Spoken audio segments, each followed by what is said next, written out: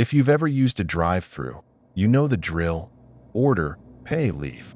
But one night on the overnight shift in San Diego, the headset picked up a voice that wasn't coming from any car, and it knew my name.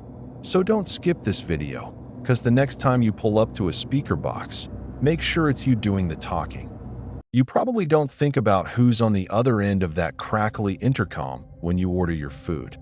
You just pull up, say your order, and drive forward. But the thing about drive-thru headsets is they work both ways. We hear everything, and sometimes we hear things that aren't supposed to be there. This was last summer at a 24-hour burger chain just off I-805 in San Diego.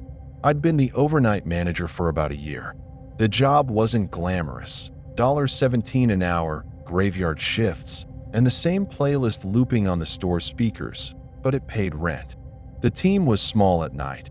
Me, a new guy named Luis on grill, and Sarah, who handled window and cash. Traffic died down after 1 a.m. By 2:30, it was usually just delivery drivers or the occasional trucker passing through. We'd keep the drive-thru open, clean the fryers, restock, and count down the hours until morning. That night, everything was normal. Warm, quiet, routine. Until the headset crackled at 2:17 a.m. The sound made me flinch. It came through loud and sharp. Usually, you hear the sensor beep first, then the customer speaks. This time, no beep, just static. Then, a voice. Low, calm, monotone. "Do you still close at 3? I frowned. Yeah, I said. "Welcome to Burger Barn. What can I get you?" Silence. Then the same voice again, slower now. "You closed at 3. Not a question this time. A statement. I glanced at the monitor. No car. No sensor light. Just the empty asphalt of the drive-thru lane. "Hello," I said. The line crackled again. "Don't lock the back door." Then it went dead. I pulled off the headset, heartbeat pounding. "Luis," I said, walking to the kitchen. "Did you just get a prank call on the other headset?" He shook his head, flipping a patty. "Nah, nobody called in." "What happened?" "Someone came through the drive-thru," I said, "but there's no car." He laughed. "Probably just some drunk dude walking by." Maybe he was right. Still, I went to the side window to check. The lot was empty. No cars, no people, just the faint orange glow of the streetlights reflecting off the wet pavement. But when I turned back toward the counter, the headset buzzed again, just a whisper this time. "You're watching the wrong door." After that, I turned the drive-thru system off completely. Sarah, half asleep near the soda machine, looked up. "You good?" "Yeah," I lied. "Just static on the headset." I didn't tell her about the voice. We went back to work.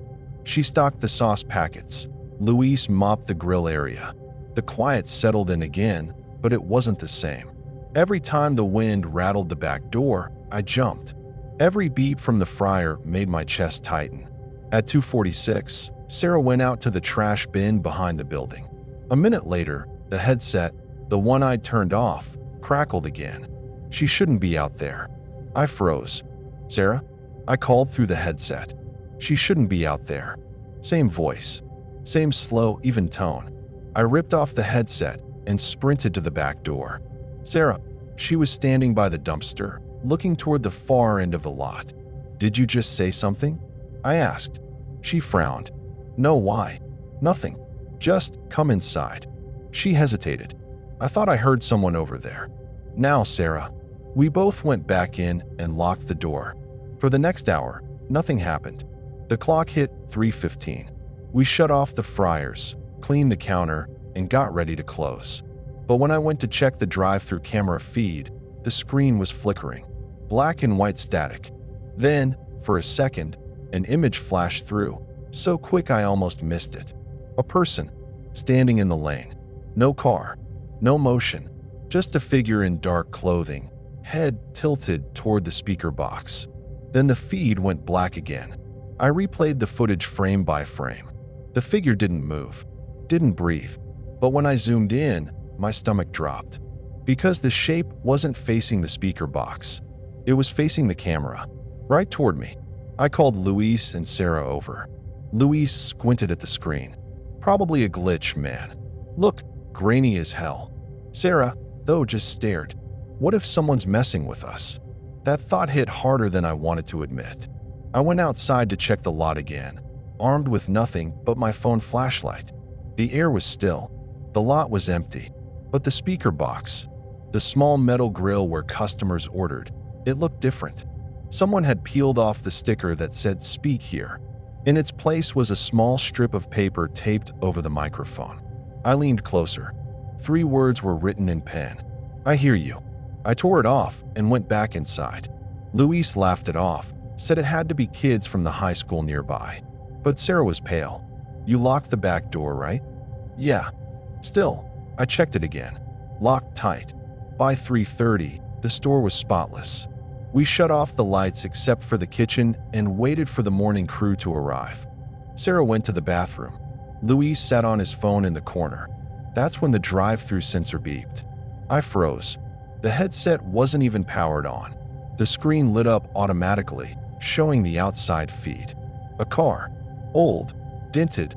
Maybe from the 90s. Idling by the menu board. Driver's window up. No lights on inside. Then, through the static, the speaker came alive. Double bacon cheeseburger. No onions. The voice was different now. Higher. Faster. It sounded like me. I pressed the talk button. Who is this?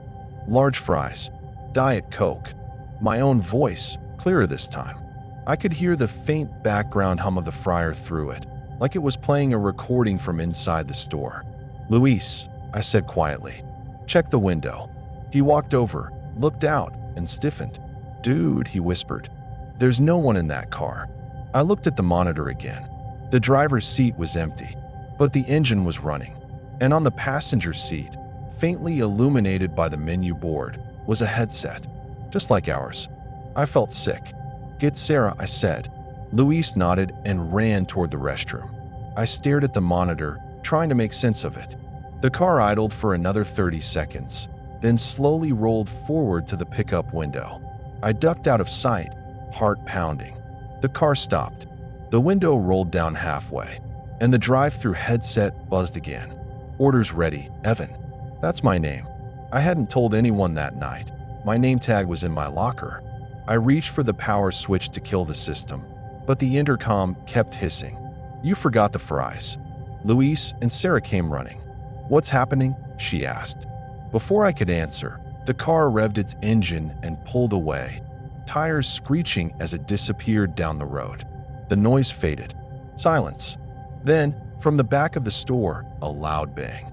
Like metal hitting metal. We ran to the door. A headset was hanging from the handle. Ours. Except this one wasn't the same color. It was older, greasy, cracked, and written across the side, in faded marker, was a name. Mine. We quit that night. All 3 of us. Corporate called the next day, asking why the store was closed early. I didn't tell them the truth. Just said the power went out. But later that week, curiosity got the better of me. I drove past the restaurant after my new job. The place was open. Normal. Until I heard it. Over the drive-thru speaker, through the static. A voice. "Welcome to Burger Barn. May I take your order?" It was mine. Word for word. Tone for tone. Except I wasn't wearing a headset anymore. Now, whenever I pass a drive-thru, any drive-thru, I roll my windows up. Because sometimes, even with the radio off and the AC on high, I'll still hear it. That faint buzz. That soft, mechanical crackle. And a voice that sounds just like mine whispering through the static. "Don't lock the back door.